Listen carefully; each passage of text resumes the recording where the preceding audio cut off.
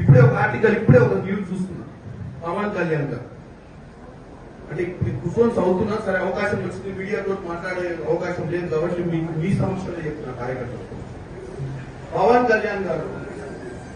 కళ్యాణ్ గారు Congress party Pakistan support చేస్తే పాకిస్తాన్ పోమని చెప్పేటువంటి డైలాగ్ ఉంటుంది. పవన్ కళ్యాణ్ గారిని ఒకరు చెప్పదలుచుకున్నారు. పవన్ కళ్యాణ్ గారు మీరు డిప్యూటీ సరే మొట్టమొదటిసారిగా ఎమ్మెల్యే మీకు మంచి అవకాశం వచ్చి డిప్యూటీ సీఎం అయ్యింది. ఇది సినిమా కాదు, స్క్రిప్ట్ రాసిస్తే చదువుకోని.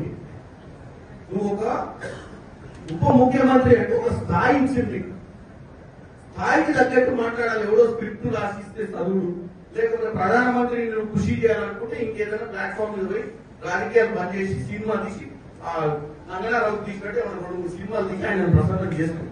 అంతే తప్ప నీకు ఒక అధికారమైన బాధ్యతలు ఇచ్చి ప్రజా సమస్యల మీద పోరాటం చేయాల్సినవి బాధ్యత లేకుండా కాంగ్రెస్ పార్టీ పాకిస్తాన్ లో సపోర్ట్ చేస్తుందని ఒక ప్రచారం చేసే ప్రయత్నం చేస్తాం. కాంగ్రెస్ పార్టీ సెక్యులర్ గా ఈ దేశాన్ని కాపాడాలనుకుంటుంది.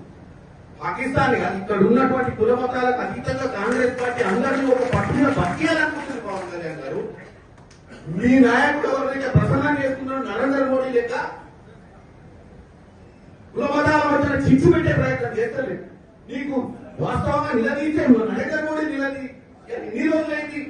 నలుగురు వచ్చి ముష్కరం కాల్చిపోతే నలుగురిని పట్టుకునే దమ్ము ధైర్యం లేక పిట్టగదా ఎప్పుడో తిరుగుతుంది. ఏం ఇంటెలిజెన్స్ నడుస్తుంది దేశంలో? నలుగురు వచ్చి మిట్ట మధ్యాహ్నం కూడా బౌండరీ మీద కూడా కాదు, ఓటర్ మీద కూడా కాదు, లోపలికి వచ్చి 100 కిలోమీటర్ల లోపలికి వచ్చి కాల్చిపోయిన నలుగురిని పట్టలే. నువ్వు పిట్టకథ చెప్తే నువ్వు ఆ పిట్టకథ నువ్వు విని మళ్ళీ కాంగ్రెస్ పార్టీని విషప్రచారం చేసే ప్రయత్నం చేయడం అనేది వాస్తవంగా ఆంధ్ర ప్రజలు నీలాంటి ఉప ముఖ్యమంత్రిగా ఎన్నుకునేందుకు వాళ్ళ క్షేమియాలి.